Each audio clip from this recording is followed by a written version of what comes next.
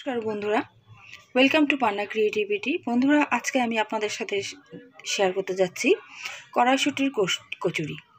ঠান্ডার মরশুমে বিভিন্ন ধরনের সবজি পাওয়া যায় বাজারে, তো তার মধ্যে কড়াইশুঁটি একটা। সেই কড়াইশুঁটি দিয়ে আজকে আমি কচুরি বানাবো।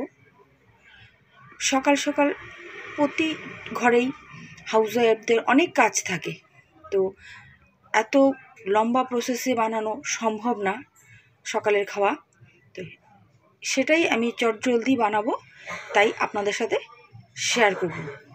আপনারা আমার সাথে থাকুন, দেখতে থাকুন কড়াইশুঁটির কচুরি। আশা করছি আপনাদের ভালো লাগবে। ভালো লাগলে প্লিজ আমার ভিডিওটাকে লাইক করবেন। তার সাথে সাথে যে বন্ধুরা আমাদের চ্যানেলে নতুন, আমাদের চ্যানেল সাবস্ক্রাইব করবেন। কমেন্টসে অবশ্যই জানাবেন কেমন লেগেছে। আপনারা দেখতে পাচ্ছেন আমি নিয়েছি কড়াইশুঁটি। এখানে আদা নিয়েছি 1.5 ইঞ্চির মতো, লঙ্কা নিয়েছি 4টা। আপনারা আপনাদের প্রয়োজন মতো ঝাল যেমন খান সেই হিসাবে লঙ্কা দেবেন। আর সামান্য জল দিয়ে এটাকে আমি পেস্ট করে নেব। সামান্য জল দিয়ে দেবো। এখন এটাকে আমি মিক্সিতে পেস্ট করে নেব। আমি প্যানে সামান্য তেল দিয়ে দিয়েছি, রিফাইন অয়েল। তেলটা গরম হলে আমি এখানে হিং ফোড়ন দিব। তেল গরম হয়ে গেছে, এখন আমি হিং ফোড়ন দিব।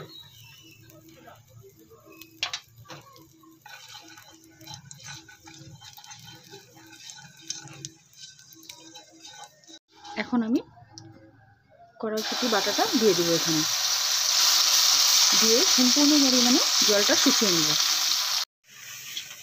বন্ধুরা, এটা এখন আমি এখানে কিছু দিব না, কোনো কিছু ব্যবহার করব না যে পর্যন্ত সম্পূর্ণ জল শুকিয়ে না যাচ্ছে। এটা হাই ফ্লেমেও দেওয়া যাবে না, মিডিয়াম টু লো ফ্লেমে করতে হবে, নিচে লেগে যেতে পারে। সেজন্য যতক্ষণ না এটা জল শুকাচ্ছে আমি এভাবেই এটাকে বানাতে হবে।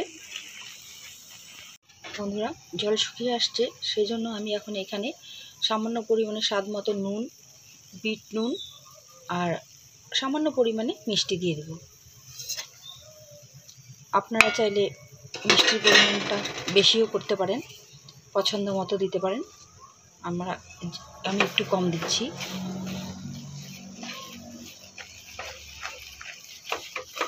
এটাকে ভালোভাবে মিক্সড করব।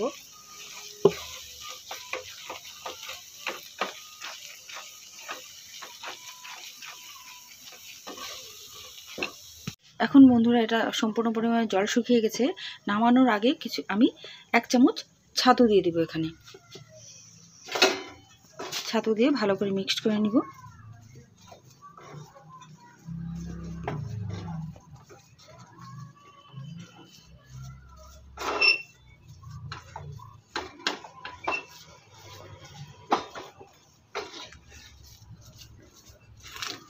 এটাকে কিছু সময় এভাবেই বানাবো, তারপর নামিয়ে নিব।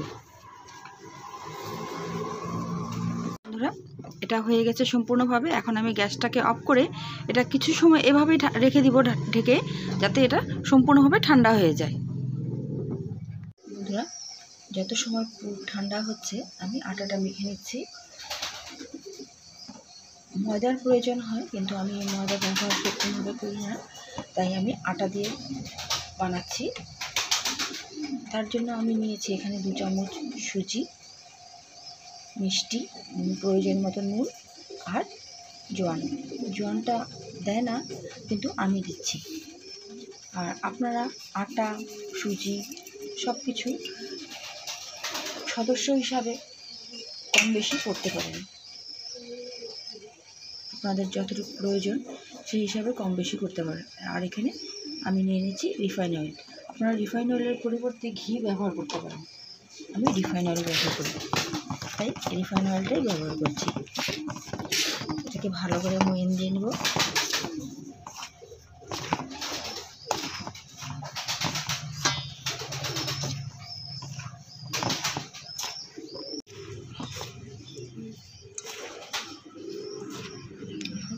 হয়ে গেছে, এখন জল দিয়ে মেখে নেব।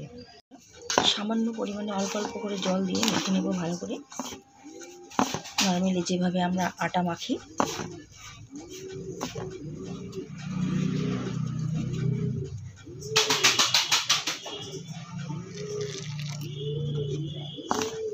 জালটা বেশি গরম হয়ে গেছে আমার।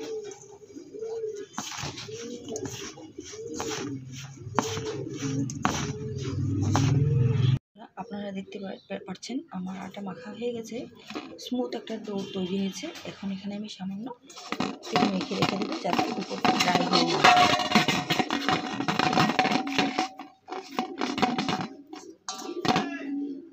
এভাবেই কিছু সময় এটা ঢাকা থাকবে।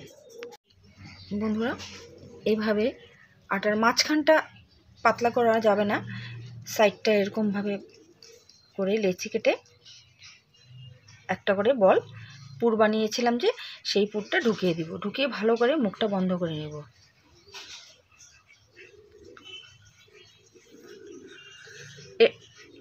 এভাবেই সবগুলি তৈরি করে নেব। বন্ধুরা, বেলার আগে এইভাবে একটু চেপে নেবেন যাতে ভিতরের পুরটা সমানভাবে সব দিকে ছড়িয়ে পড়ে। আর হালকা হাতে বেলতে হবে, নয়তো পুরটা বের হতে পারে।